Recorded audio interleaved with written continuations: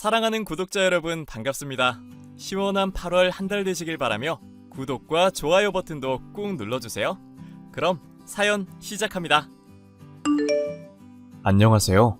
저는 강남의 한 성형외과에서 페이닥터로 근무하고 있는 37살 남성입니다. 오늘 여러분께 들려드릴 이야기는 자기 주제도 모르고 설치다 폭삭망한 전처에 대한 이야기입니다. 2년 정도 연애하고 1년 남짓한 결혼 생활을 했지만 지금까지 살아온 제 인생에서 정말 지워버리고 싶은 기억이죠. 우선 간단히 제 소개를 하자면 개천에서 용난 케이스로 모두가 다 아는 Y대 의대를 졸업했습니다. 부모님은 동생 부부와 전남 고흥에서 농사를 짓고 계시고요. 농사꾼 집안이지만 부족한 거 없이 하고 싶은 거 하면서 풍족한 유년 시절을 보냈습니다. 서울에 올라와 대학 다니고 전문의 자격 취득하고 군대까지 갔다 오느라 제대로 된 연애 한번 못 해봤는데요. 전역 후 1년 정도 해외 연수를 다녀온 뒤 선배가 개원한 병원에서 페이닥터로 근무하게 되면서 제 인생이 조금 달라졌습니다. 바로 같은 병원에서 근무하는 간호사의 소개로 아내를 소개받은 뒤부터였죠. 소개팅을 정말 오랜만에 하기도 했고 연애를 많이 해보지 않아서 어색했지만 싫지만은 않았습니다. 그렇게 아내와 인연이 닿아 연애를 시작했고 2년이라는 시간이 흘렀죠. 자기야, 우리 만난 지 올해로 2년 차인데 더 나이 들기 전에 결혼하는 건 어때? 어차피 결혼 생각하고 만난 거 아니야? 그렇지. 우리도 나이가 있으니 딱 결혼 정년기잖아. 그럼 나랑 결혼하자. 서로 직장도 있겠다. 홍기도 찾겠다. 만난 지도 꽤 됐으니까 필요한 것만 갖춰서 결혼하면 될 것 같은데? 그렇지. 결혼하려면 아무래도 금전적인 문제를 얘기해야 하는데 자기는 저축 얼마나 해뒀어? 나는 9천만 원 정도 있고 지금 살고 있는 오피스텔 보증금까지 하면 2억 정도는 될 거야. 와, 많이 모았네. 나는 우리 집에 보태준 것도 있고 해서 지금 수중에 있는 돈은 5천만 원 정도? 적당하네. 신혼집은 바로 집 살 생각하지 말고 재계약한 지 얼마 안 돼서 지금 살고 있는 오피스텔에서 살면 될 것 같은데? 자기도 와봤듯이 있을 건 다 있잖아. 진짜 몸만 가면 되겠더라. 우리 결혼하면서 허례허식은 다 빼고 하자. 요즘 그런 거 안 따지고 하잖아. 그럼 나야 좋지. 서로 형편되는 대로 맞춰 하면 되는 거고 누가 집 해오고 뭐 해와야 된다는 그런 규칙은 없었으면 해. 서로 편히 봐주면서 하면 되지. 역시 자기랑은 잘 통한다니까. 그럼 말 나온 김에 날 잡아서 인사드리자. 오케이. 각자 집에 물어보고 일정 조율해보자. 아내는 압구정에서 유명한 토털 뷰티숍에서 근무했고 네일 분야를 담당하는 팀장이었어요. 자기 주관이 뚜렷한 편이었고 일에 대한 욕심도 있어서 조용하기만 한 저와는 다른 매력을 가지고 있었죠. 다만 조금 거슬렸던 건 집안도 평범했지만 벌이에 비해 씀씀이가 컸다는 겁니다. 20대 초반부터 일을 시작했음에도 5천 정도밖에 못 모았다는 건 제 기준에서는 별로 못 모았다 생각했어요. 말로는 적당하다 했지만 버는 거에 비해 적게 모은 거라 판단했습니다. 하지만 크게 문제는 되지 않을 거라 생각했고 결혼하면 달라지겠거니 했죠. 얼마 뒤 처가에 먼저 인사를 드리러 가게 되었습니다. 저희 집은 전남 고흥이라 휴가를 쓰고 큰 마음 먹고 가야 했기에 조금 뒤에 가기로 결정했죠.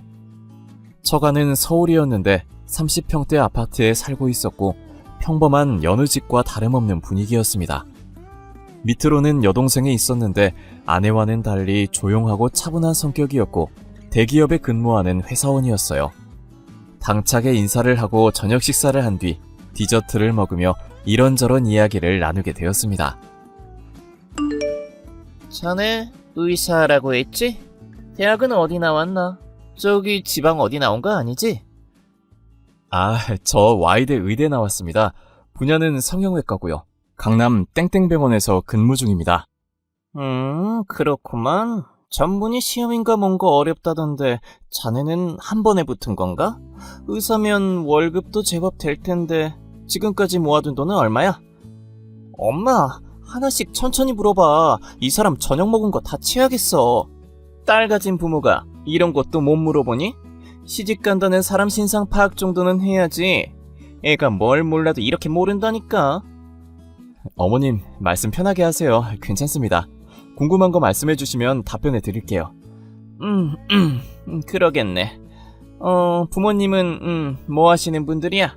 결혼 자금은 충분히 대주신다고 하셨나? 아드님 의사 만드셨으니 아주 대단한 분들일 것 같아서 말이야. 네, 대단하시죠. 부모님은 고흥에서 농사 짓고 계시고 동생은 일찍 결혼해서 일 도와드리고 있어요. 농번기나 제 휴가가 맞으면 가끔 가서 도와드리기도 하고요. 뭐? 농사를 짓는다고? 고흥이면 가만 보자. 저 땅끝 마을 아닌가? 네, 맞습니다. 여수 옆이라고 하면 이해하기 쉬우실 겁니다. 아이 세상에. 아니 그럼 결혼하고 시집살이하고 농번기 때마다 끌려가서 농사일도 돕고 그래야 한다는 거 아니야? 난 우리 딸 그런 개고생하는 꼴 못 봐. 아, 그런 건 걱정하지 않으셔도 됩니다. 평소에 바쁘시면 사람 불러서 쓰시지 가족들 고생시키거나 그런 건 안 하세요. 동생네 부부가 내려가면서 일손도 덜고 있어서 굳이 제가 내려가지 않아도 됩니다. 어떻게 장담하나? 내 딸 고생시키면 가만두지 않을 거야. 세상에 농사라니. 엄마 민망하게 왜 그래. 농사 지으는 게 흠은 아닌데. 그리고 어쩌다 한번 도와드릴 수 있는 거지. 왜 그렇게 예민하게 굴어? 엄마도 텃밭에 이것저것 다 심잖아. 그런 거라고 생각하면 되지. 예, 농사도 적게 지으면 그게 농사니? 너 생각 잘해야 한다. 자네도 우리 딸 고생시킬 생각이걸랑 진작에 결혼 문제는 다시 생각해야 할 걸세. 그럴 일은 없을 겁니다. 저는 어디 가서 저희 집안이 부끄럽다는 생각을 한 번도 안 해봤는데 장모님은 생각이 조금 다르셨습니다. 생각지도 못한 반응에 저는 조금 당황스럽더라고요. 어찌어찌 시간이 흘러 자리를 피하고 집으로 돌아와 곰곰이 생각해봤어요. 딸을 시집 보내는 입장에서는 그렇게 생각할 수 있겠다 싶더라고요. 미안해하는 아내에게 괜찮다 말해주고 결혼해서 그런 불상사 없게 하겠다고 다짐해서 안심시켜 주었습니다. 저는 기분 좋게 잠에 들었고 며칠의 시간이 흐르게 되었죠. 고향에 있는 가족한테도 아내를 인사시켜야 했기에 휴가도 갈 겸 아내와 가족들에게 일정 조율차 연락을 했습니다. 자기야, 바쁘지? 아니, 오늘은 펑크 손님이 2탕이나 있어서 지금은 조금 한가해. 무슨 일 있어? 아니, 다름이 아니라 우리 집에도 인사드리러 가야 하잖아. 이번에 우리 여름 휴가 겸 그쪽으로 여행 계획 짜고 인사도 드리면 어떨까 싶어서 연락했지. 좋지. 2박 3일 정도로 계획 짜보자. 주말 껴서 갈 거니까 금, 토, 일 이렇게 가거나 하루 더 해서 목, 금, 토, 일도 괜찮다. 알았어. 계획 세워볼게. 그나저나 어머님 아버님 뭐 좋아하셔? 빈손으로 가기엔 뭐하니까 간단한 선물도 좀 사가려고. 먼 길 가는데 뭐 챙겨오면 한사코 마다하실 분들이야. 인사드리러 가는 자리인데 뭐라도 하나 해가야지. 빈손으로 가는 건 좀 그렇지. 정말 괜찮아. 멀리서 귀한 손님 오는데 와준 것만으로 감사해 하실 거라고. 우리 엄마 아빠 꽉 막힌 사람들 아니다. 알지. 그럼 내가 알아서 준비할게. 생각해줘서 고마워. 부모님한테 연락드리고 일정 잡히면 알려줄게. 엄마, 일 끝나셨어요? 일이야 오전에 끝났지. 너는 선배 병원에서 일한다더니 텃세나 그런 건 없고? 워낙 친했던 사람이라 그런 거 걱정 안 해도 돼. 오히려 내 편히 봐줘서 내가 고마울 지경이니까. 다행이네. 별일 없지? 별일이야 있지. 아주 큰일이야. 왜? 뭔데 그래? 어디 아프기라도 한 거니? 에이, 아프면 연락도 못하지. 엄마 며느리감 인사시켜드리려고. 며느리? 너 만나는 여자 있는 거야? 응, 미리 말 못해서 미안해. 만난 지 2년 정도 됐는데 우리 둘 다 나이도 있고 해서 결혼 생각하고 있거든. 그래서 인사드리려고. 어머나, 공부만 하더니 드디어 네가 정신을 차렸구나. 어떤 사람이길래 결혼을 한대? 여기 강남에서 유명한 뷰티숍에서 근무해. 네일 아티스트야. 얼마 전에 인사드리고 왔는데 성격도 인상도 좋으시더라고. 그러냐? 아유, 벌써 떨린다. 그나저나 우리 집 시골인 거 알고 있어? 그렇지. 근데 그게 왜? 요즘 젊은 사람들 시골 안 좋아하잖아. 깡의 골인데 좋아하겠어? 에이, 그럴 사람 아니야. 이번에 휴가 써서 내려가는데 인사드리고 여수로 넘어가려고. 그래. 집 대청소도 하고 주변 정리도 해둬야겠다. 조금이라도 잘 보여야지. 엄마가 아주 단단히 준비할게. 그렇게까지 안 해도 돼. 평소처럼 하세요. 귀한 손님 오는데 그럴 수 있나. 아주 극진히 대접해 줄 테니까 잔뜩 기대하고 와라. 네, 가기 전에 한 번 더 연락드릴게요. 그렇게 시간이 흘러 아내와 함께 여름 휴가 겸 인사를 드리러 떠나게 되었습니다. 첫날 인사를 드리고 저녁에 여수로 넘어가 여행을 시작할 계획을 짜고 기분 좋게 내려갔어요.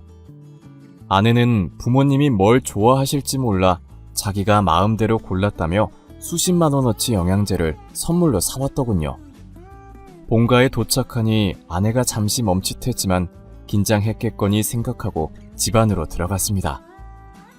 엄마는 정말로 상다리가 부러질 정도로 음식을 차려놓으셨고 화기애애한 분위기로 인사를 마무리 지었어요.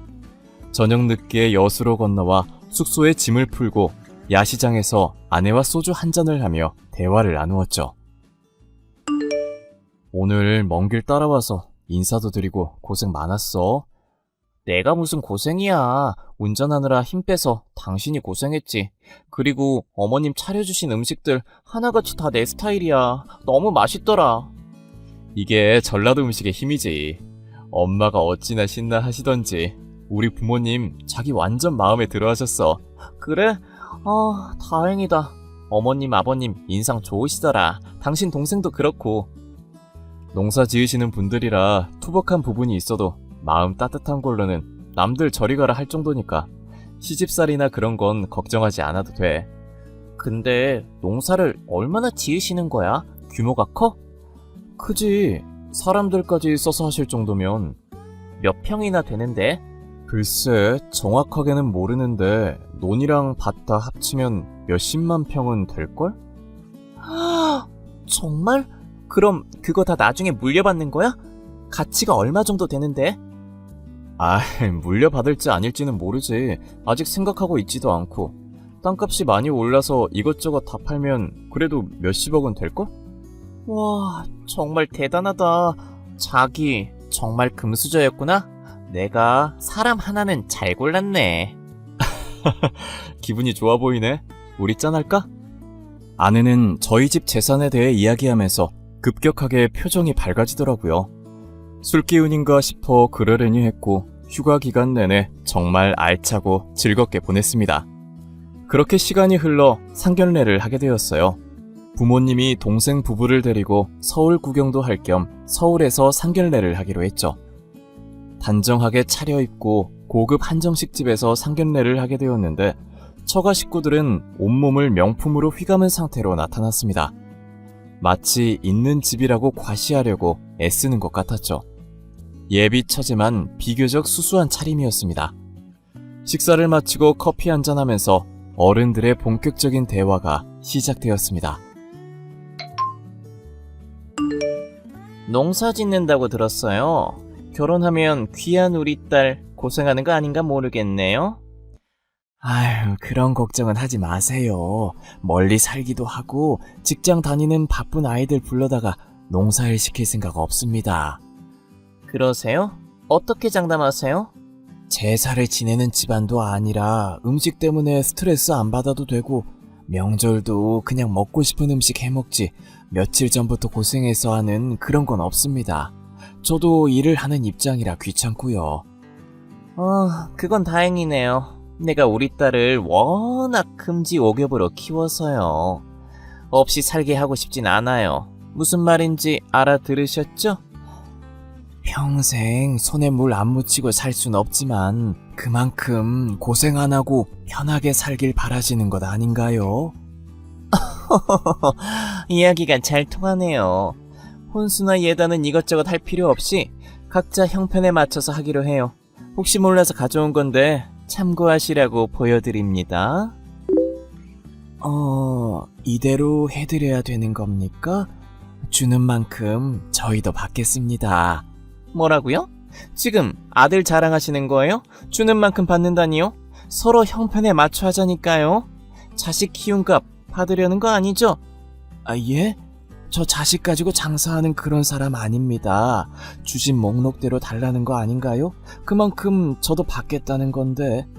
아, 그러신 거였어요. 저는 다들 그 정도는 한다길래 그냥 참고차 적어본 겁니다. 아, 예. 그나저나 신혼집은 어떻게 하실 생각이세요? 애들 이야기 들어보니까 오피스텔 재계약한 지 얼마 안 돼서 2년 정도는 더 살아야 한다던데 일단은 거기서 살다가 나중에 집을 사든지 해야 할 것 같은데요. 아유, 맞죠. 나중에 신혼집 구할 땐 저희가 돈을 보내줄 겁니다. 아무리 그래도 첫 집인데 장만해두는 게 나을 것 같아서요. 당연히 그래야죠. 저도 얼마 되진 않지만 보태겠습니다. 이야기가 생각보다 잘 통해서 긴장감도 풀리고 좋네요. 오늘 말씀 잘 나눴고 더 필요한 게 있으시면 아이들 통해서 주고받아요. 어긋날 뻔했던 상견례도 잘 마치고 정신없이 결혼 준비로 몇 달의 시간을 보내다 주변의 많은 축복 속에 결혼식을 올렸습니다. 신혼집은 제가 살던 오피스텔에 필요한 소가전만 몇 개 드리고 신혼생활을 시작하게 되었죠. 그렇게 반년 정도의 시간이 흘렀을까요? 처제가 결혼한다는 소식을 알려왔습니다. 같은 회사 사람이라고 하던데 알고 보니 직책은 본부장이고 재벌 3세더라고요. 재벌가에 입성하고 회사에서 진급도 한 동생이 부러웠는지 아내가 투덜대기 시작했습니다. 제가 부지런히 일해서 돈 많이 벌어서 호강시켜 주겠다 했더니 그제야 마음을 조금 풀더라고요. 그러더니 처제를 견제하며 점점 사치를 부리기 시작했고 틈만 나면 백화점 명품관에서 쇼핑을 일삼았습니다. 월급을 받는 족족 명품을 사들이기 바빴고 카드값도 미쳤다 싶을 정도로 많이 나왔죠. 그러다 아버지가 건강검진을 받았는데 대장암 판정을 받아 서울에 있는 병원에서 수술을 하고 요양을 하게 되었습니다.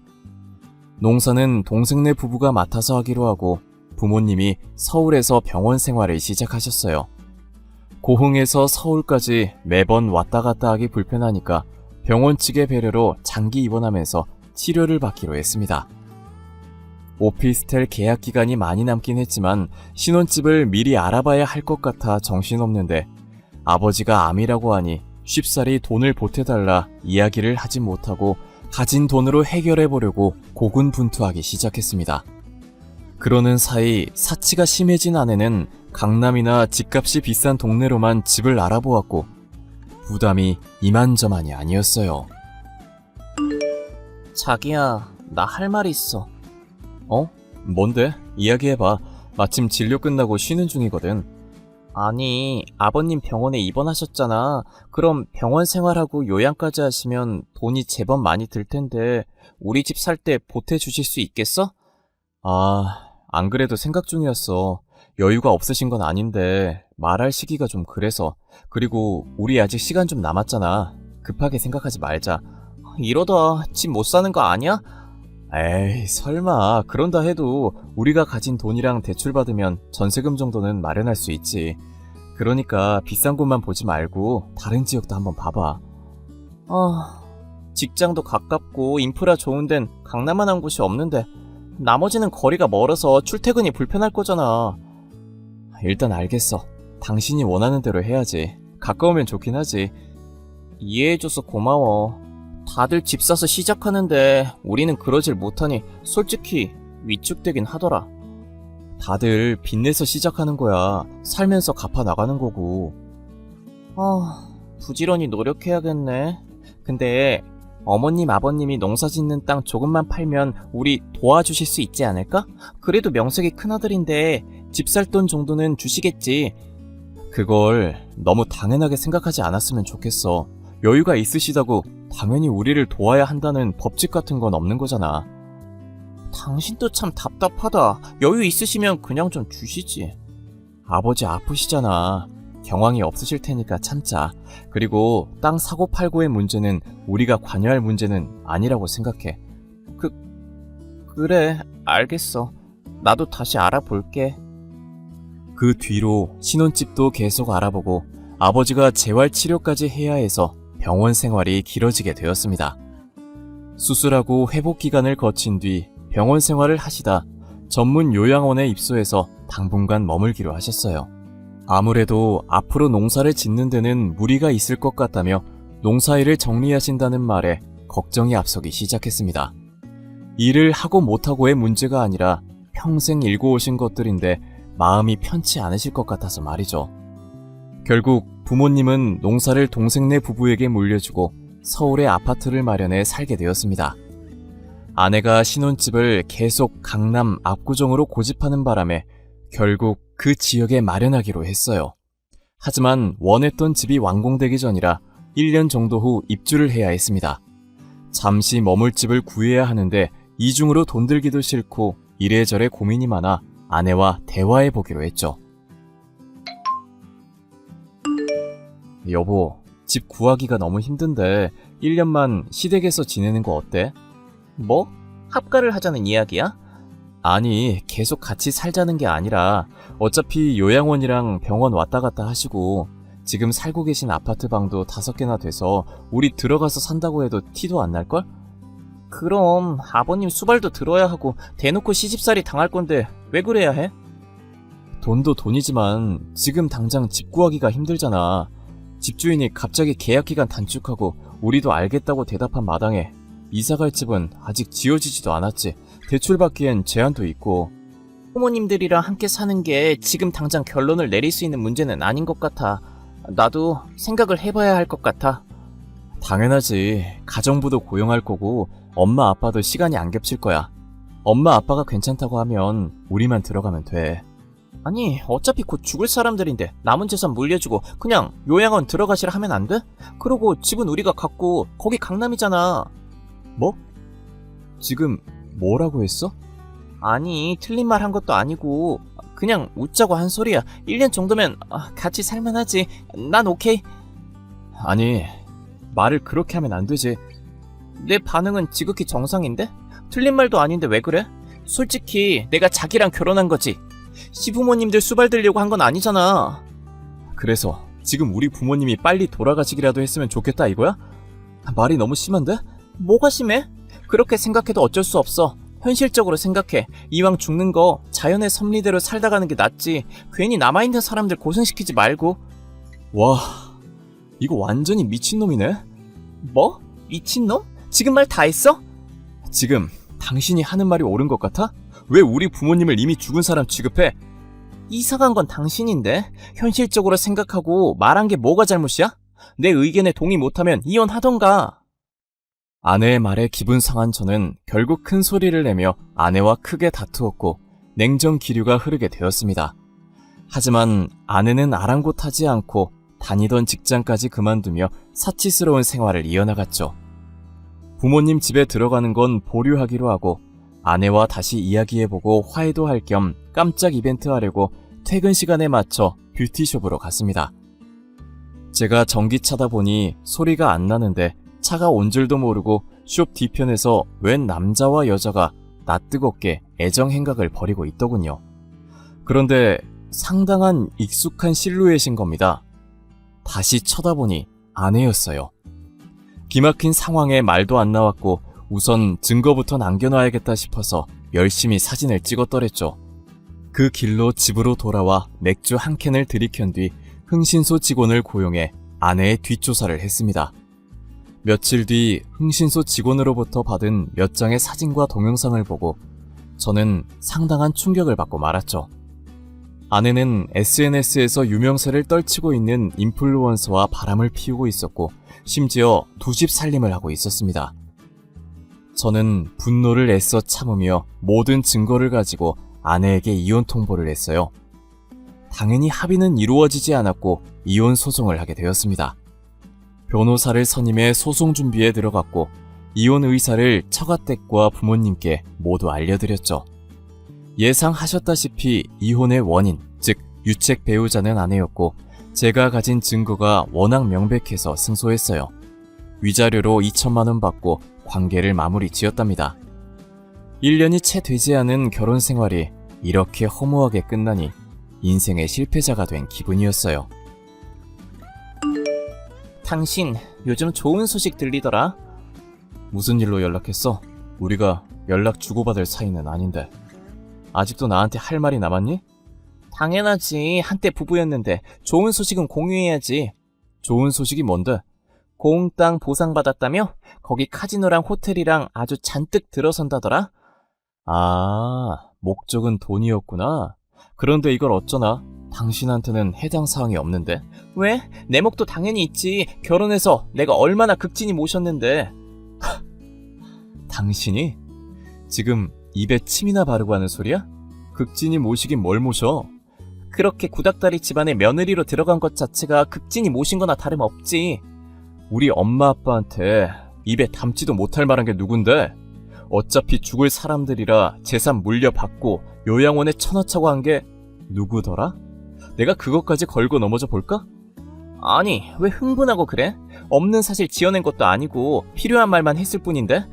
당신 너무 과민 반응이다. 막말로 내가 장모님한테 그런 말 했어봐. 당신은 가만히 있을 거야? 아니, 절대 가만 안 두지.